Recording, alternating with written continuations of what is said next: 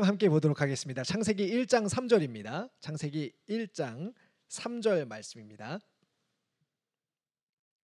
한 절인데요. 같이 한번 읽어보겠습니다. 시작. 하나님이 이르시되 빛이 있으라 하시니 빛이 있었고. 아멘. 저는 설교자로서 청년들이 성경적인 마인드를 형성하고 만들어갈 수 있도록 어떤 말씀을 전해야 될지 항상 고민이 됩니다. 그래서 균형 있는 신앙을 위해서요, 다양한 본문들을 선택하고 중요한 또 주제들을 가지고 설교해 오고 있습니다. 작년에는 구약 성경 또 이야기 본문을 가지고 야곱에 대해서 한 해 동안 이렇게 살펴보았습니다. 그리고 올해는요, 더함 공동체 예배를 새롭게 세우면서 신약 성경, 작년 이제 구약 봤으니까 올해 이제 신약 성경 에베소서, 서신서 편지를 가지고서 함께 말씀을 나누었습니다. 바울이 보낸 편지인 에베소서를 가지고서요 12번에 걸쳐서 설교를 했습니다. 그리고 오늘부터는요 3주에 걸쳐서 좀 짧게 3주에 걸쳐서 말하기라는 주제를 가지고 여러분들과 좀 말씀을 나눠볼까 합니다. 왜 여러 가지 주제들 중에서 말하기일까요? 사실 말하기라는 주제는 제가 오랫동안 청년 사역을 하면서 좀 언젠가 한번 나누고 싶었던 주제입니다. 결론부터 말하자면요, 말 못해서 답답하고 말 잘못해서 속상하고 말 한마디에 천냥빚도 갚는다는데 그놈의 말 때문에 고민하는 청년들에게 성경적인 말하기 가이드를 좀 드리고 싶기 때문입니다. 그 중에서도요, 특별히 연설이나 대표, 발표나 혹은 회의의 기술과 같은 말하기가 아니라 너와 나, 우리 사이에 오고 가는 대화로 어떻게 공동체를 세워갈 수 있는지, 또 대체 어떻게 말해야 함께 말하고 싶고 또 듣고 싶은 말하기 공동체를 건설할 수 있는지에 대해서 좀 초점을 맞춰서 나눠보고 싶습니다. 그래서요, 이와 같은 말하기를 고민하고 그런 말하기를 안내하는 것이 이 3주 동안 제 설교의 목표입니다. 그래서 혹시 이걸 말해야 될까 말까? 말할 걸. 아니면 말하지 말 걸. 이런 끝없는 고민을 하고 계신 분들이 있다면요, 이번 기회를 통해서 조금이라도 자유를 얻게 되시기를 바랍니다. 더불어 여러분이 속한 가정, 직장 등 다양한 공동체에도 이 말하기에 대한 내용들을 적용해 보시기를 바랍니다. 자, 그래서요, 이런 목적을 위해서 여러분들께 이 3주 동안에 두 가지 과제를 내드립니다. 3주 동안 설교를 들으시면서요, 첫 번째, 내가 속한 교회, 가정, 직장, 공동체에 필요한 말하기가 어떤 말하기인지 한번 생각해 보시기 바랍니다. 지금 내가 속한 공동체에는 이런 말, 이렇게 말하는 것이 필요하구나 라는 것을 한번 정리해 보시기를 바랍니다. 두 번째로는요, 좀 더 실천적입니다. 3주 동안, 3주니까 21일 동안 3명의 더함 공동체 지체를 만나시고, 만나면 뭐합니까? 말해야 되겠죠. 말하시면서 설교의 내용들을 적용해 보시기를 바랍니다. 두 가지 과제 기억하셨죠? 첫 번째, 내가 속한 공동체에 어떤 말하기가 필요한지 정리해 보시고, 두 번째, 3명 만나서 말하기를 해보십시오. 하나님의 은혜가 있을 줄로 믿습니다. 오늘은 그 첫 번째 시간으로요, 왜 말하는가라는 제목으로 설교합니다. 개인적인 느낌은요, 이 설교를 괜히 준비했다 싶은 생각이 너무 많이 들었어요. 말하기라는 주제는 사실 너무나 보편적이고 많은 곳에서 다루고 있습니다. 스피치 관련된 도서, 그 다음에 강의, 하나만 검색하면요, 줄줄이 끝도 없이 발견이 됩니다. 그런데요, 제가 설교 준비하기가 너무 어려웠어요. 왜냐면요, 성경적인 말하기가 무엇인가 라고 찾아보니까요, 명확하게 속 시원하게 딱 집어서 알려주는 데가 없습니다. 성경 본문들도 말해야 되는 이유는 이것입니다 라고 얘기해 주는 것이 없고, 또 강의나 여러 가지 자료들도요, 아, 특정한 본문을 가지고 자, 이런 상황에는 이렇게 말해야 됩니다라고 가르쳐 주는 것은 있지만 전체적으로 성경 안에서 말하고 있는 말하기가 무엇인지 잘 정리해 주는 것이 없어요. 그래서 제가 정리를 해봤습니다. 우리는 평생을 쉬지 않고 말하고 살면서도 사실 왜 말하는지 혹은 왜 내가 말하게 되었는지 하나님께서 왜 말하도록 하셨는지에 대해서는 특별한 고민이 없이 사는 것이 사실이지요.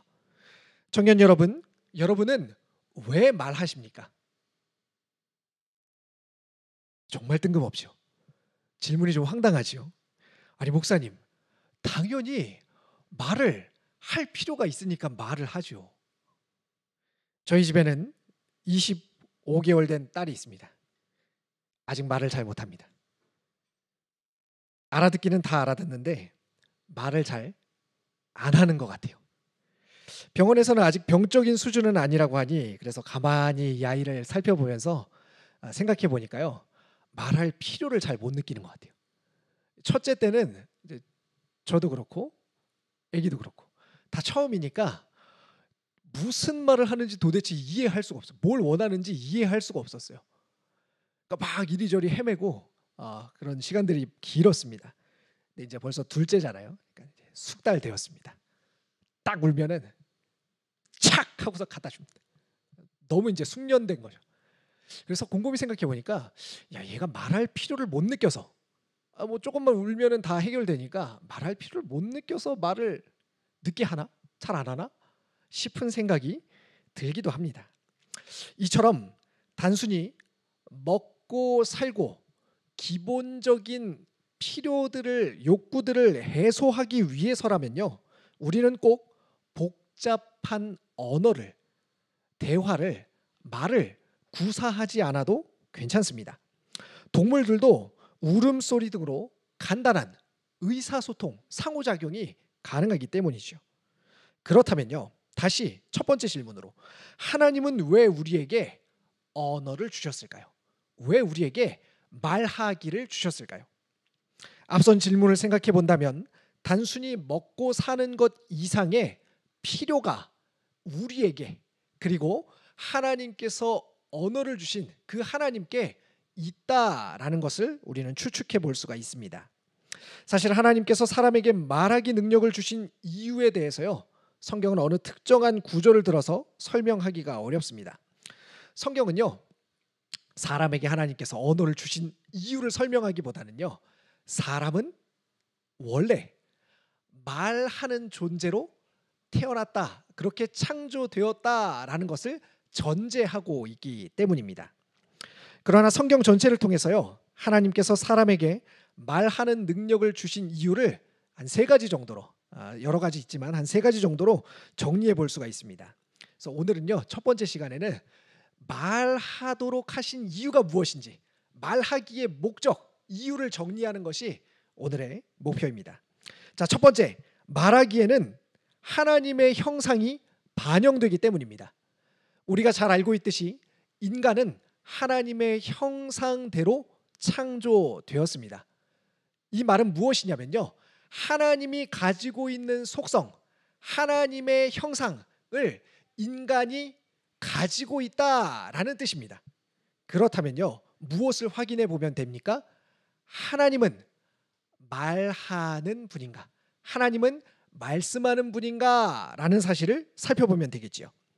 성경은 인간이 하나님의 형상대로 지음을 받았다고 말하고 다른 생물들과 달리 하나님의 형상을 반영하는 존재로 지음을 받았다고 합니다.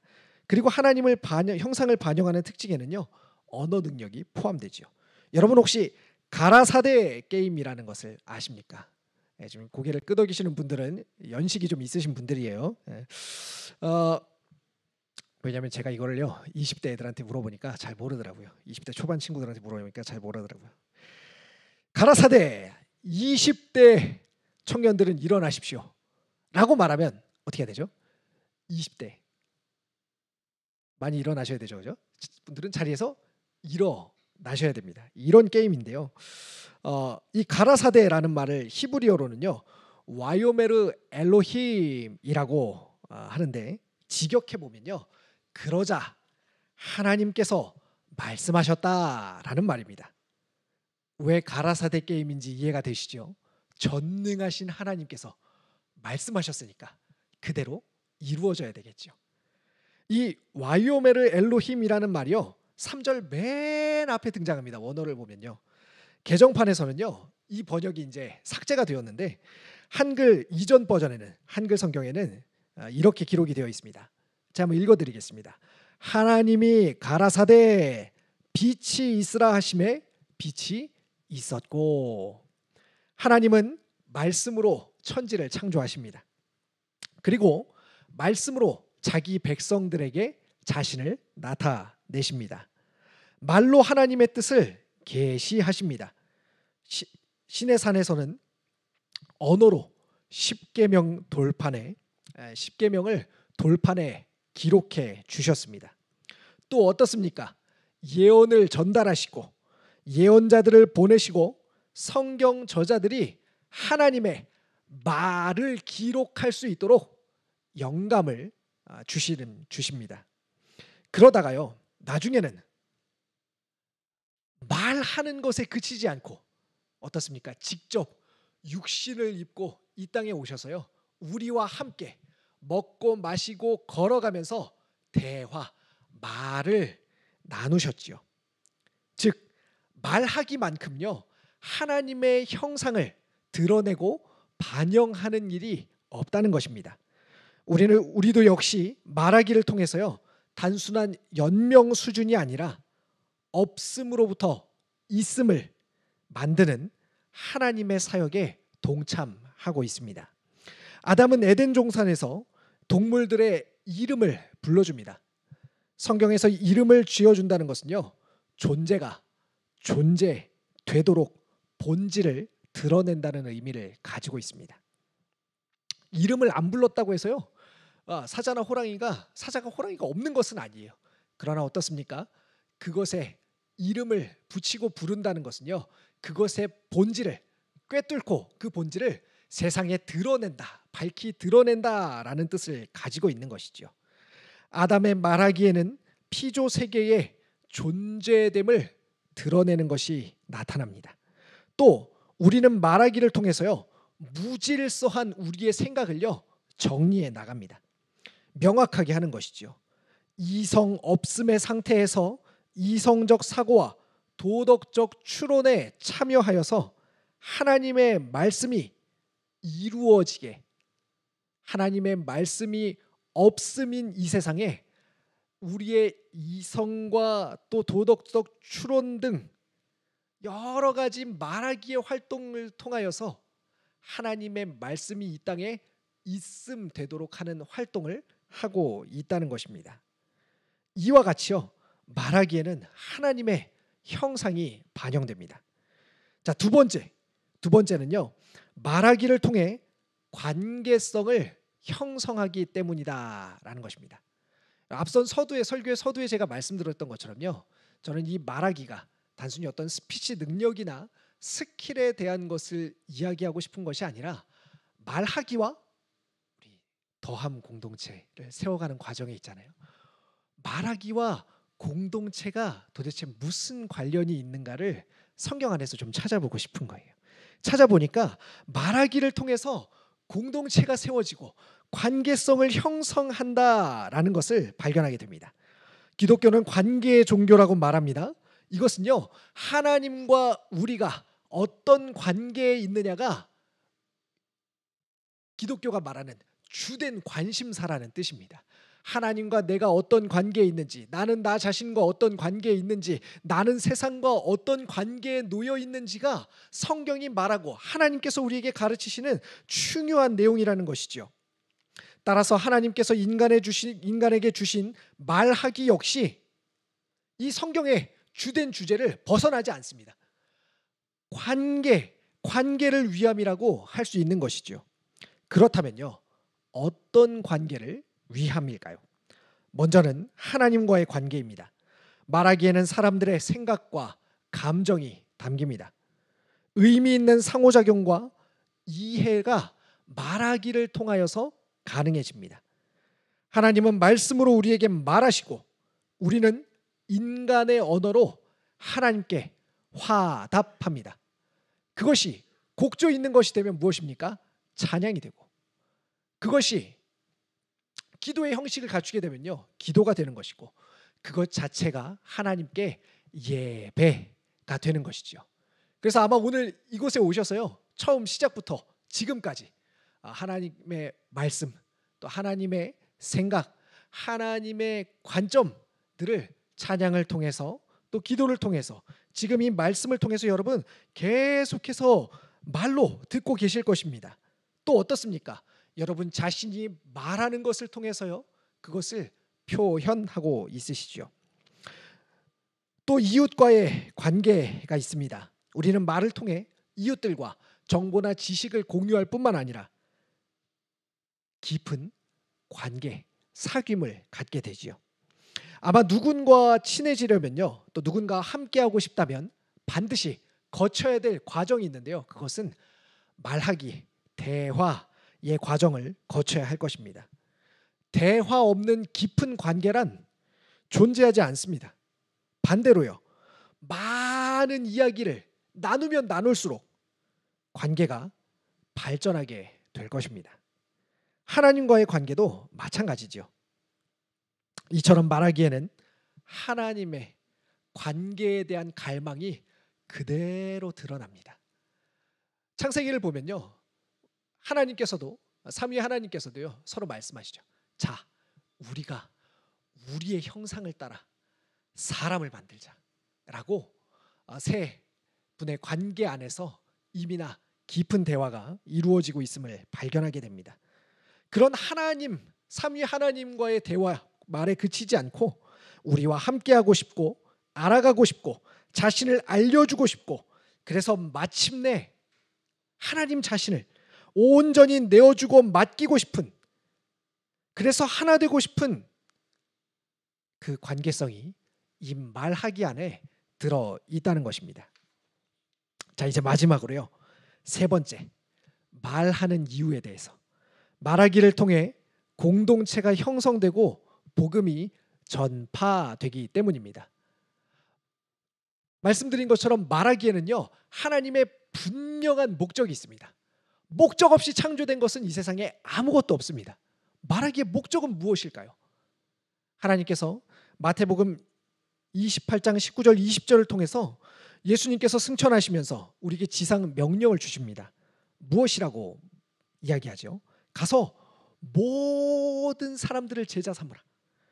여기에는 모든 민족과 언어에게 찾아가라는 메시지가 포함되어 있죠. 이 모든 사람을 제자 삼으라고 말씀하십니다. 그렇다면 어떻게 모든 사람을 제자 삼을 수 있을까요? 사도행전 2장 4절을 보면요, 그들이 다 성령의 충만함을 받고 성령이 말하게 하심을 따라 다른 언어들로 말하기를 시작하니라 라고 성령 충만의 사건을 기록하고 있습니다. 성령 충만함을, 예수님께서 승천하신 다음에 제자들이 성령 충만함을 받으니까 어떤 일이 일어나냐면요, 각기 다양한 이 세상의 모든 언어로요, 복음을 말하기 시작했다는 것입니다. 즉, 말하기의 목적은 무엇입니까? 흩어져 있던 말하기, 통일되어 있지 않고 특정한 언어로만 전해지던 말하기가요, 궁극적으로 예수님께서 승천하시고 성령께서 임하시면서 다시 모든 언어로 복음이 말하기를 통하여서 전해지고 있다는 것입니다. 삶으로도 보여줘야 하지만 말하지 않는다면 복음 전파는 불가능합니다.